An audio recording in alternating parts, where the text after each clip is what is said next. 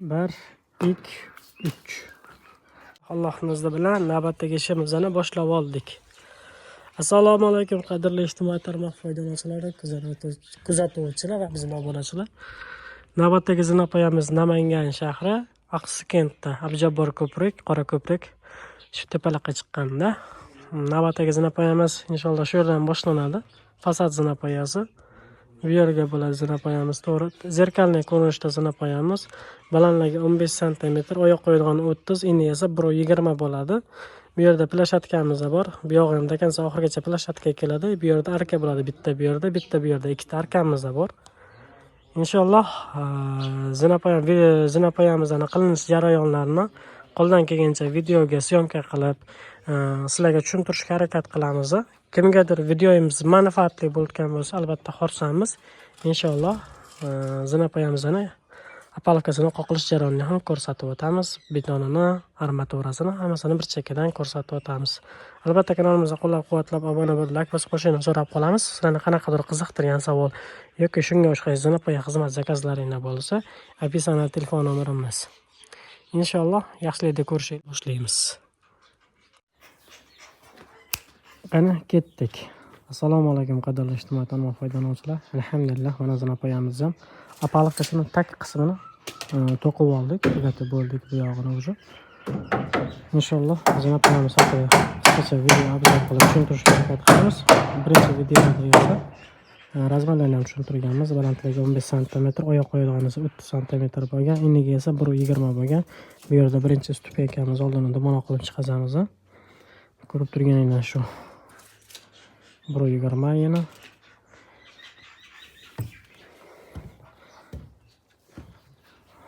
Bu yerda plashatkamiz ozgina joyda tekis bo'ladi. Ozgina aylantirib yuboramiz bu yerda. Osmon qilib. Bu yerimiz ozgina qiyshiq joy. Burchak ozgina qiyshiqligi bor. Kasogligi. Bu yog'imiz apalkamiz ketdi уже. Tushunavku. Arkamiz, birinchi arkamiz. Bu yoqda esa bu ikkinchi arkamiz. Ikkinchi arkamizni uy oxiridan 20 cm ichkariga tortib o'rganmiz. Arkamiz chiqishi oldiga 1 metr, pastga esa 1.20 cm chiqqan. Mana shu joyda o'zini qiyshiq joyligi bor. Shuni yo'qotib yuborish maqsadida shu yerga o'zini oysimon qilingan. Shunda bilinmay ketadi ancha munchasi. Bu yerda o'zini sevyaska qilishligi uchun g'isht qo'yib qo'yishgan ekan, olib tashladik bog'ishini. Bu yerda ham sig'ishlarda olib tashlaymiz. Zinapoyamizni tepa tomondan ko'rinishi. Bu narsani ko'rishingiz mumkin.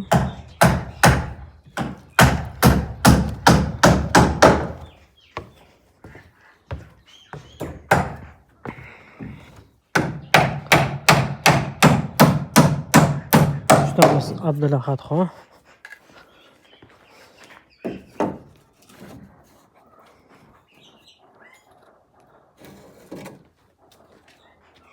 Arkamizni ko'rishingiz mumkin. Birinchisi, ikkinchisi. Bu plashatkamiz bu yerda yo'laganmiz. Bez stoyka bo'ladi, stoykasi bo'lmaydi. Arkani ichiga esa shuni armatura to'qiymiz. Shunday qilib har bitta armatura kasoy holatida tikka to'g'ri emas, kasoy tikkaga bo'lishini ko'tarib qoqamiz. 15 cm dan qoqiladi ichkariga armaturamiz har bittasi. 10, 15, ba'zi bir joylari 18 ham tushadi. Eng kami shu 10 cm qoqiladi armatura. Ko'rishingiz mumkin. 1, 2, 3, 4, 5, 6, 7, 8 ta. 1.20 joyi chiqqanmiz. Armaturamiz 10 torli armatura, kasoy qilib qo'yilgan. Begavodda zavodskiy armatura. Inshaalloh ishonchli armaturalardan. Hozir tushuntirganda bu yoqqa 1.20 cm tushganda, oldi esa 1 metr chiqqan. Bu yerda o'zini fasonchda borilgan, qirqqa chiqazib, bu yerga ham endi oysimon bo'lib to'g'ri tushib keladi-da. Tagida o'zini to'rt burchagi bo'ladi. To'rt burchagi ustiga o'rnaydi bu. Mana xuddi o'rnatib qo'yilganga o'xshatib turadi. Albatta. Qilgan sizlarga manzur bo'lsa, bu videomiz sizlarga qanaqadir manfaat keltirgan bo'lsa, biz albatta xursandmiz. Kanalimizga obuna bo'lmaganlar podpiska obuna bo'lib, like bosib qo'yishingizni so'rab qolamiz. Sizlarni qanaqadir qiziqtirgan savol yoki shunga o'xshash beton zina arkalaringlar bo'lsa, описание telefon nomerimiz bo'ladi. Albatta qo'ng'iroq qilib, o'zingizning qiziqtirgan savolga javob olishingiz mumkin. Xo'p, inshaalloh navbatdagi qismda armaturasini solinganini yana bitta ko'rsatib o'tamiz. Keyin ponni bitganini ko'rsatib o'tamiz. Inshaalloh albatta betonning quyilish jarayonini ko'rsatib o'tamiz. Beton quyilish jarayonini boshlaymiz. Zinapoyamiz tayyor bo'ldi. O'sha birinchi stupenkamizni dumaloq qilib chiqazganmiz bu yerga. Qolganini esa to'g'ri qilib yonini olganmiz. Stupenkamiz zerkalniy ko'rinishda, zerkalniy ko'rinish, tagi ham, tepasi ham zigzag, ya'ni bir xil ko'rinishda. Tepa tomoni qanaqa zinapoya bo'lsa, tag tomoni ham xuddi shunaqa tekis bo'lmaydi. Hop. Armaturamiz 14 lik megawatt armaturasini tashlaganmiz. Ko'rishingiz mumkin. Har bitta stupenkaga ikkitadan belvoqligiga bunaqasiga 10 ta armatura tashlaganmiz. Stupenkamizning balandligi 15 sm, oyoq qo'yadig'ini esa 30 sm bo'lgan, shu joyi 30 sm bo'lgan, eniga esa 1.20 bo'lgan. Ko'rishingiz mumkin. Bu yerda esa plashatkamiz ozgina mana altimiz bor. Plashatkamizga ham xuddi shunaqa qilib to'qiganmiz.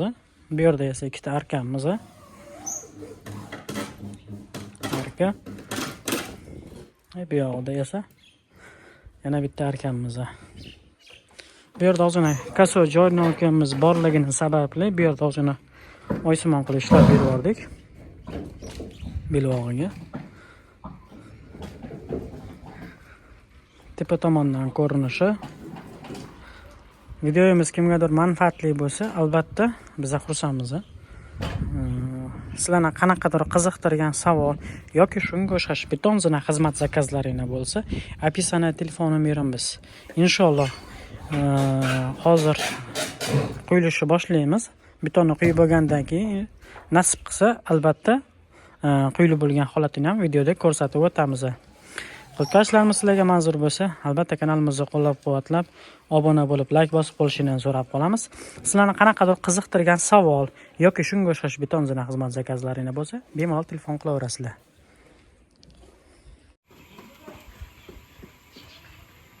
Alhamdulillah, Allohning izni bilan ana zinapoyamizni betonini ham quyib oldik. Assalomu alaykum qadrli ijtimoiy tarmoq foydalanuvchilari, bizani kuzatib turgan obunachilar. Navbatdagi obyektimiz Namangan shahar, Axsikentda. Qilgan sizlarga manzur bo'lsa, albatta kanalimizni qo'llab-quvvatlab, obuna bo'lib, like bosib qo'yishingizni so'rab qolamiz. Videoni yangi ko'rganlarga qisqacha yana zinapoyamiz haqida ma'lumot berishga harakat qilamiz. Zinapoyamiz zerkalniy ko'rinishda bo'lgan, ya'ni zigzag, tepasi ham, tagi ham xuddi shunaqa zinapoyaga o'xshab turadi. Tagi tekis emas. Hop, birinchi stupenkamizni dumaloq qilib ishlab chiqazganmiz. Oldini ko'rishingiz mumkin. Mana shu joyiga dumaloq qilib ishlab chiqarilgan. Zinapoyamizni har bir pog'onamizning balandligi 15 sm bo'lgan. Ko'rishingiz mumkin. Mana shu joy balandligi 15 sm bo'lgan. Oyoq qo'yadigan har bittasi esa 30 sm. Eniga esa 1.20. Zinapoyamiz standart razmerda bo'lgan. Ko'rishingiz mumkin. Standart razmerda bo'lgan zinapoyamiz. Bu yerda uyimizga kasoy. Shuni yo'qotish maqsadida bu yerda ozgina mana shu joyda ozgina avalniy qilib ishlab chiqarilgani sababli uyimizning kasoyligi ancha yopilib ketdi bu yerda. Ustamiz Abdulahadxon. Bu zinapoyamiz bezustoyka. Bezustoyka qilishimizning sababi birinchi etajimizda uy, shuni hisobiga podval emas, oddiy podval emas. Shuni hisobiga bezustoyka qildik, ustoyka qo'ymadik. Bu yerdan bitta qilib qo'yish kerak bo'lardi. Shuni o'rniga biz bu narsani betondan arka ishlab chiqarib berdik. Mana bu bittasi, bunisi esa ikkinchisi. Mana bu ikkinchisi ko'rib turganingiz. Ikkinchisi arkamiz. Tagidan odam bemalol qatnaveradi, to'yda ham, tana boshqada ham, uy egalariga ham foydali bo'ladi albatta degan umiddamiz. Ko'rishinglar mumkin. Mana past tomondan ko'rinishi. Birinchi stupenkamiz dumaloq bo'lgan. Bu yog'i esa chiqib ketdi. Tepaga qarab stupenkamizni qo'yamiz. Hozir sizlarga ko'rsatib o'tgan joy tumanli joy. Uyqu eshiqligini hisobiga bu yerda dumaloq qilgan turbi 3 burchak qilib chiqazgandan ko'ra dumaloq qilindi. Oysimon ya'ni. Zina qo'yamiz albatta. Tak tomoni zigzag ko'rinishda. Mana bu esa bizani arkamimiz. Tepadan 20 sm tushgan, bu yoqdan ham 20 sm chiqqan. Bu yerda ozgina mehnat qilib beza ishlab o'rilgan desa ham bo'ladi, naqsh qilib o'rilgan desa ham bo'ladi, ozgina fason ishlab o'rilgan. Tak tomoni ham bunda aylanib keladi.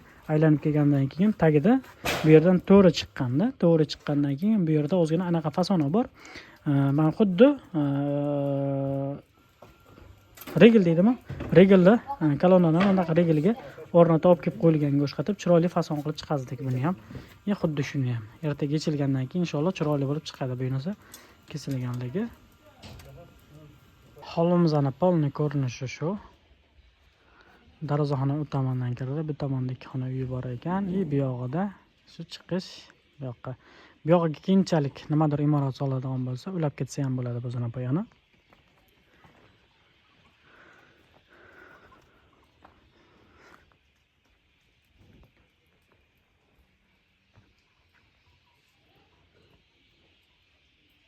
Qalay chiqibdi? Kommentariyada o'z fikringizni yozib qoldirishingizni so'rab qolamiz albatta. Fasona qanaqa bo'lganini. Uyimizning oldi ko'rinishi.